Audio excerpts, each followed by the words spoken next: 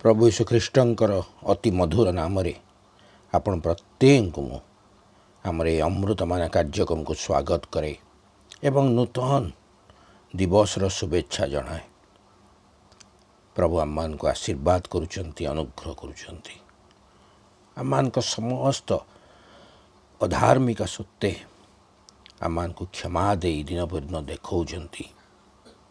यह केवल प्रभु को प्रेम एवं दया हेतु होची। प्रभु आम मान को प्रेम करी आम मान को सहित रहउचंती। आम मान को समस्त आवश्यक विषय आम मान को जोगौचंती। तत्सहित सबुठारु बड़ आवश्यक विषय होची आम मान को आत्मिक आहार। ताहा प्रभु आम मान को जोगौचंती। सेथिପାଇଁ प्रभु को महानाम को धन्यवाद दो दो आसंतु प्रार्थना उत्सर्ग करिवा। आय मान को अत्यंत दयालु परम मंगल पिता धन्यवाद दौची प्रभु तुम महानाम को तुम्हें दया कल, अनुग्रह कल, आज दिवस देखा सुजोग प्रदान कल। तत्सहित प्रभु तुम्हें मान को प्रतिदिन आत्मिक आहार द्वारा परितृप्त करुछ। आम सहित कथा होच से धन्यवाद दौचु। आज मध्य जो वाक्य तुम्हें दवाक जाऊछ प्रभु बुझापी उर्दूर साहाय्य प्रदान कर।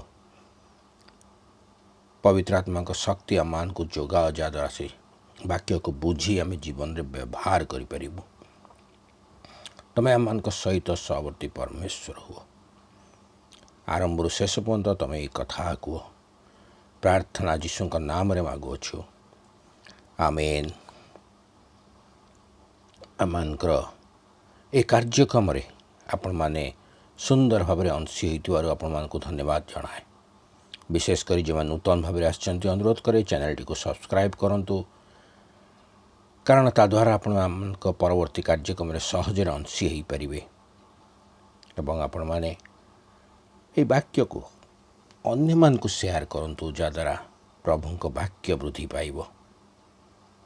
आसंतु आम माने आज ध्यान मध्य को जीवा। आज जो विषय ने आम ध्यान करिया को जाऊछु तार प्रसंगटी होची आत्मांक द्वारा आचरण।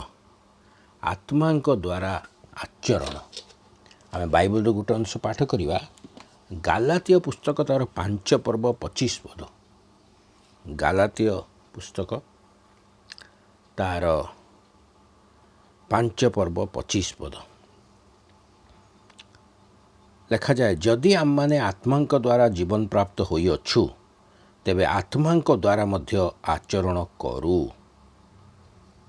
पुनर्बार पढ़ा चाहे, जदि आम माने आत्मांक द्वारा जीवन प्राप्त होइअछु तेबे आत्मांक द्वारा मध्य आचरण करू।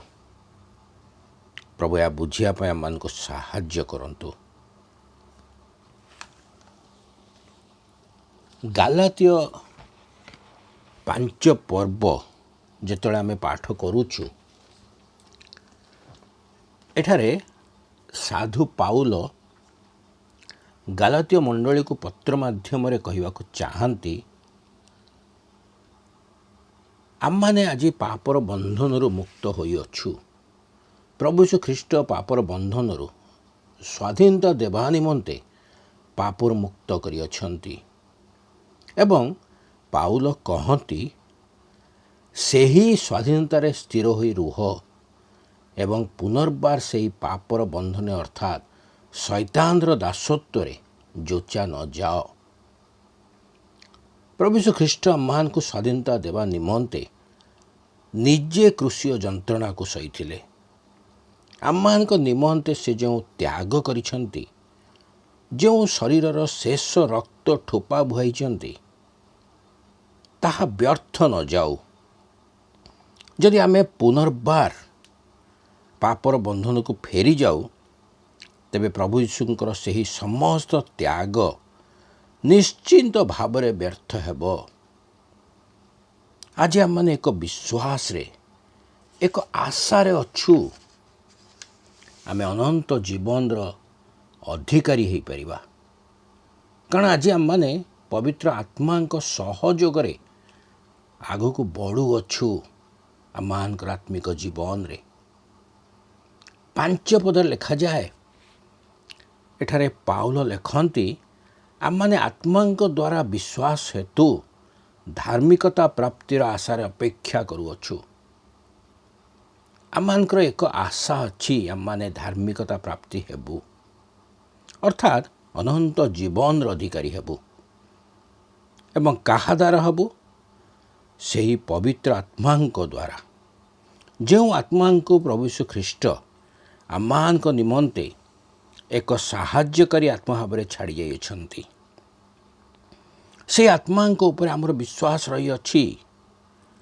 ତେଣୁ ସାଧୁ ପାଉଲ ଲେଖୁଛନ୍ତି, ଯଦି ଆମମାନେ ସେହି ପବିତ୍ର ଆତ୍ମାଙ୍କ ଉପରେ ବିଶ୍ୱାସ କରୁଅଛୁ, ସେହି ପବିତ୍ର ଆତ୍ମାଙ୍କ ସହଯୋଗରେ ଆତ୍ମିକ ଭାବରେ ଆଗକୁ ବଢ଼ୁଅଛୁ। ଆତ୍ମାଙ୍କ ଦ୍ୱାରା ଜୀବନ ପ୍ରାପ୍ତ ହୋଇଅଛୁ ଆମମାନେ। ତେବେ ଆମମାନଙ୍କୁ ସେହି ଆତ୍ମାଙ୍କ ଦ୍ୱାରା ମଧ୍ୟ ଆଚରଣ କରିବାକୁ ହେବ। ଯଦି ଆମମାନେ ନିଜକୁ ପରୀକ୍ଷା କରୁ, ତେବେ ଦେଖୁ ଆଜି ଆମମାନେ ଆତ୍ମାଙ୍କ ଦ୍ୱାରା ଆଚରଣ କରିପାରୁନାହୁଁ।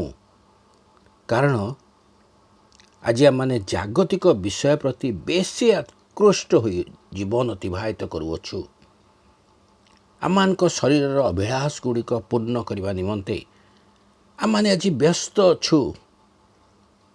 ତେଣୁ ପାଉଲ କହିବାକୁ ଚାହାନ୍ତି 16 ପଦରେ, ମୋହର ଭାବ ଏହି, ଆତ୍ମାଙ୍କ ଦ୍ୱାରା ଆଚରଣ କର, ତାହେଲେ ତୁମମାନେ ଶରୀରର ଅଭିଳାଷ ପୂର୍ଣ୍ଣ କରିବ ନାହିଁ।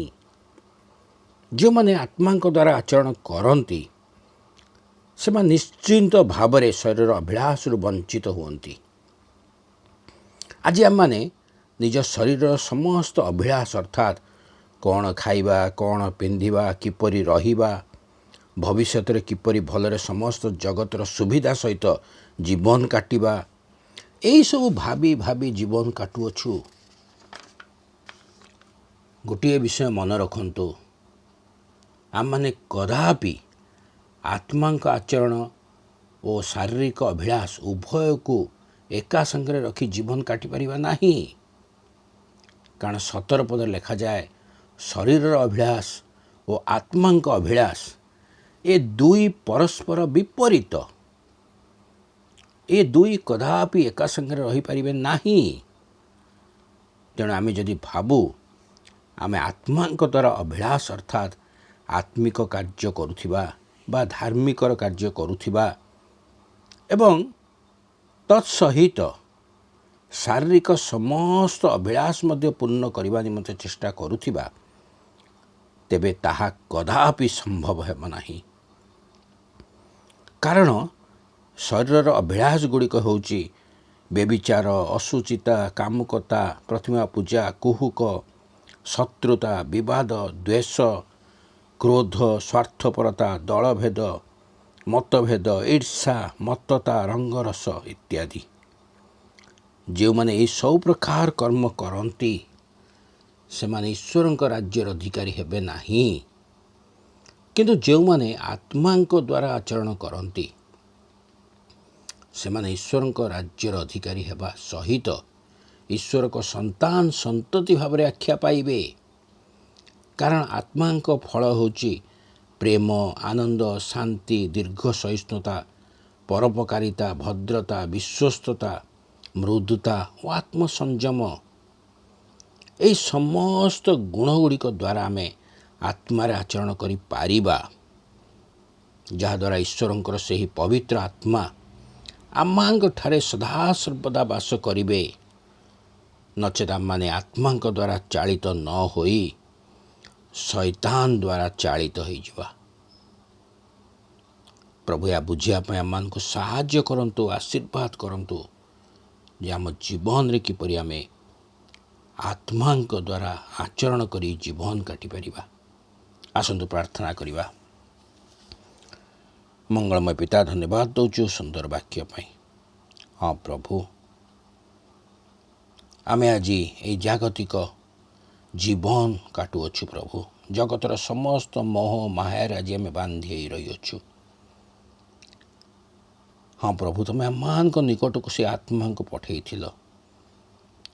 ଆମମାନଙ୍କଠାରେ ଆତ୍ମା ରହନ୍ତି, କିନ୍ତୁ ପ୍ରଭୁ ଆତ୍ମାଙ୍କର द्वारा आमे चालित हो नाहूँ। आमको क्षमा दियो प्रभु। आमको तुम निकट लगे साहाय्य कर, आशीर्वाद कर। से आत्मा द्वारा जेपरि आचरण कर जीवन काटी पारिबु सेहीपरि आमको शिक्षा प्रदान कर। आज वाक्य निमंते धन्यवाद दौछु प्रभु। तमें आम सहित परमेश्वर यहीपरि कथा कह। प्रार्थना जीशु नाम रे मागुछु, आमेन।